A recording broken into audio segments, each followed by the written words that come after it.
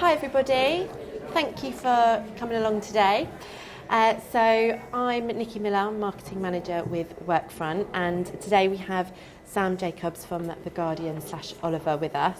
And Sam is part of our Creative Leaders Programme, which we run in partnership with Creative Review, and it is celebrating people within the industry that do something different and are just leading the way with different processes and exciting stuff within the creative industry. So I'll hand over to Sam to do a quick introduction before we kick off.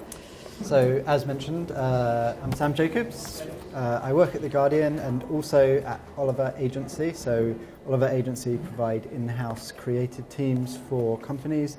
The whole time I've been at Oliver, I've been at The Guardian on site. So that's been 2 years.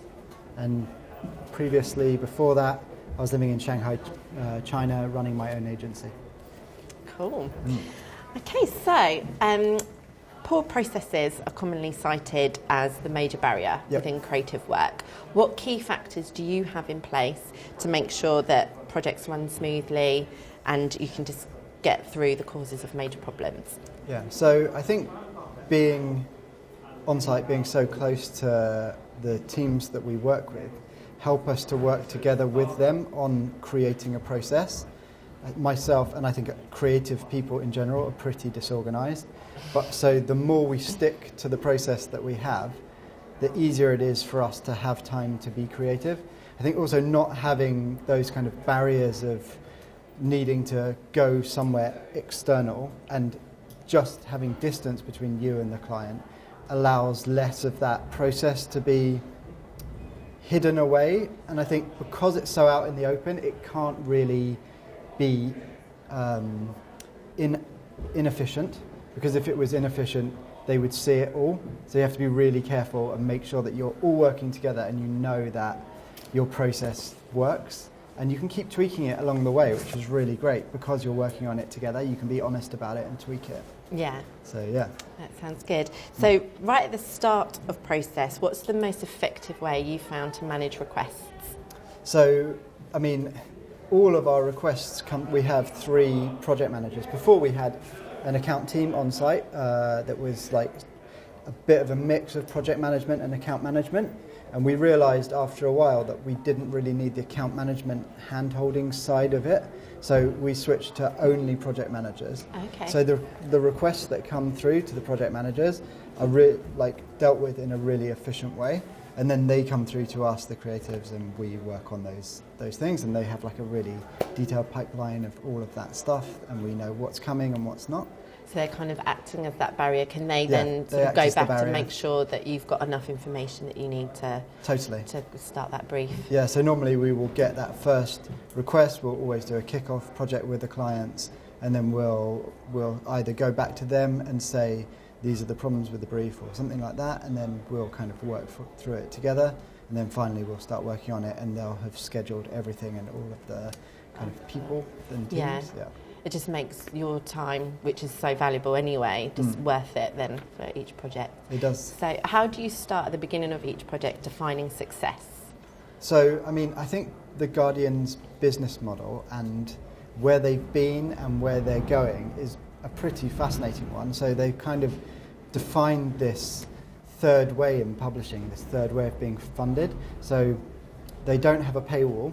I don't know if any of you read The Guardian or know much about their business model, but there's no paywall, which is kind of fundamental to what The Guardian is as a brand.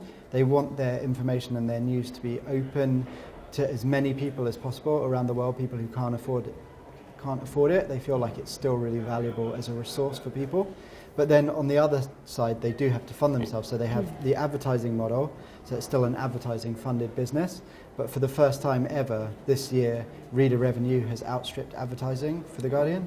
So we have the reader revenue model, which is called the supporter program. So people can make monthly or one-off contributions, so recurring or one-off contributions to The Guardian.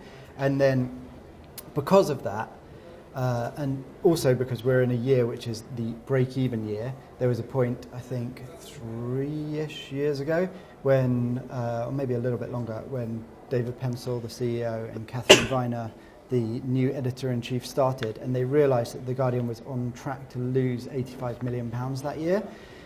This year we're on track to break even, and that process has been quite a painful one at times, but has really meant that every single thing we do has to be really, really tracked, has to be very results driven in order for us to reach that. So we know as a kind of team, the marketing team, the creative team, we know that everything we do is driving towards that break-even point where The Guardian can become a self-sustaining business. So it helps if that all that information is open to the whole team and totally, everyone's then bought into the same Yeah, message. they're very transparent, both with kind of the purpose of what we're doing and why we think The Guardian should be open and available to everyone and be a news source in the world, and why we think it's important in these times more than ever. And then they're also very, very open and transparent about the business challenges. So being able to go to kind of monthly updates on how we're doing as a business really, really helps us to understand exactly why the targets are so high or why we're trying to achieve certain things every time that we do a campaign or a project. That's cool. Okay, so emails and wasteful meetings are mainly cited as the biggest barrier. Yeah. How do you manage that, and have you got any alternatives that you find are useful to kind of get rid of all those sort of what our VP calls busy work? Yeah, I mean, I tend to ignore emails, which is probably bad, but I ignore a lot of them because I just don't think you've got time in the day to do everything, and there are people who can do that. And then also meetings, there was a point where we were doing so many meetings that it was just disruptive, and we started to realise that the only way we could work in an efficient way is to have times where we do meetings and times where we just will not do any meetings. So we'll do like what we call is a sprint, but it's not really the Google kind of idea of a sprint, but it's more like go and sit in a room on your own for 3 days working on a project with no interruptions whatsoever. And that is the only way that we can do it, because if you're constantly doing meetings and emails, you're never going to get anything done. No, definitely. And how do you manage reviews and approvals and sort of feedback? Because obviously everybody's got something to say on creative. So how do you manage that process? So again, that I think is one of the really beautiful things about the in-house model. So I think like the thing about in-housing is it can be, it's a bit of a divisive kind of model, I think, at the moment but it really has its cons, but it really has its pros. And the biggest pro is that you never have to sit and wait for feedback, because you're sitting right next to the people who give you feedback. You're also working on the project constantly with them. So by the time it comes to the point where you're presenting it to them, if they're giving you feedback that's negative, then something's probably gone really wrong along the way, because they've been on that journey with you the whole time. And if they suddenly think it's wrong at that point, then there is a bigger problem. But then, of course, there's like stakeholder management, where things go further up the chain, sometimes all the way to the top, where it can get cloudy, and that side of things you have to be really careful on how you manage. And we find just the earlier you bring people into conversations, the easier it is, which I think is not rocket science, but definitely seems to help us a lot. Yeah, I was going to say that was my next question, is how do you get the feedback from the non-creatives in the project? And I think bringing them in at that early stage. I think so, and also kind of framing why we're doing something. Try to like frame the kind of the business challenge, the strategy behind it, more than just like, I don't like the colour blue or something, can you change it? Because that's just pointless. That's kind of feedback. Yeah, I mean, that was the kind of feedback that we would get in the beginning, and the kind of feedback that we never get now, because people realise that it's so much more than just, I don't like this pink or blue or whatever. So I think as long as you can paint that picture for people and kind of explain it in the terms that they understand, frame it for the part of the business that they are dealing with, then you can get past that. Yeah, it's kind of like speaking their language in a way, isn't it? Totally, yeah. Cool. How do you cope with the increasing speed of work that is just demanded nowadays? Yeah. So I think that is, I mean, we have that massive challenge of we want things to be incredibly high quality, we want things to be incredibly quick, and we want them to cost us nothing. Mm-hmm. So we do have that challenge, and it is something that you have to struggle to overcome at all times. Like before I worked on The Guardian, the brand that I worked with the most was, the two brands I worked with the most was Red Bull and Nike. Red Bull especially were not short of money, which was good. So you would work on very big kind of projects and events and things like that, and they would have loads of money. And occasionally now I find myself thinking, oh, it would be brilliant to have £1 million to do something. But I think the industry has changed anyway. So us being forced to rethink how we do things and how we create things and how quickly we make things is a great thing, because you can, I mean, I suppose the more money you have, the more potentially your ego and your like dreams of winning awards can get in the way of actually just achieving the thing that you want to achieve. So we're kind of forced into it, but it's a really good exercise to make us think in that agile and quick way. And then also that idea of like, you've got 5 projects all on at the same time and you need them, and you've got a very short amount of time. The only way that we can do it is to like break the time up into these sprints where we just spend time really focusing on one thing at a time and then trying to make it as good as possible. Yeah, I suppose it's about it, just that demand just removes all the necessary rubbish work that you have to do. It's just like, no, like you say, I need to focus on what I'm doing. And totally. And I think it's like being a process of us actually getting better through it. So I think because it's been so intensive, and because the output, the demand on quality is very high and the speed is so high, we've just got better because we've practiced it over and over and over again, and we're now finding that we're getting to the right answer quicker than we ever used to get to. Yeah. Get to it. And I think mental health this week has been like a huge topic at Festival. And do you think having the right processes in place to manage the demand and people within the organisation helps your team sort of keep on track and be able to spot if there's something wrong sort of people-wise? I mean, I think so. It's difficult because mental health, it can be a hidden thing, but we try to have I think anyway, The Guardian is a place where people are, it's like being a champion of mental health, and I think as a business they're incredibly open-minded, and I think also Oliver also pushed towards that, which is really good. So I like to think that we are a nurturing team that can talk to each other about things and can discuss all of these things. But just talking from personal experience, it can be like stress can be overwhelming, and you have to kind of be open with yourself and say, like, I'm doing too much, I need to step back, or shit's going on outside of work and I need to kind of focus on that. And we have to be open with ourselves and with them that they can do that. Yeah, I think nowadays companies are so much more open to having those conversations, aren't they? So it's great that the Guardian and Oliver are in that place too. Yeah. How do you find time to innovate? So do you have certain days where you just get together and sit down and discuss ideas, or how do you manage that? I mean, I think the only way that we can do it is that we're really, really lucky in 2 respects. One is that we have the kind of, as an in-house team, if you're in-house, 100% in-house, your only kind of source of external challenge or thought can be this one brand that you're working on. Oliver have this kind of mixed model where they have lots of in-house teams all over the world working on all sorts of different accounts. They also have a hub where they have planners and all of those kind of that kind of resource that you might need. They have like editing and video facilities and all of that stuff in-house on site there, and we can kind of pull from that when we need it. But also they can pull from us when they need us, so they can say to the whole agency, here's a brief for one of our clients like Unilever or someone else that they have. Can you guys have a think about it? And then in our downtime we get to work on those other briefs, which is really great.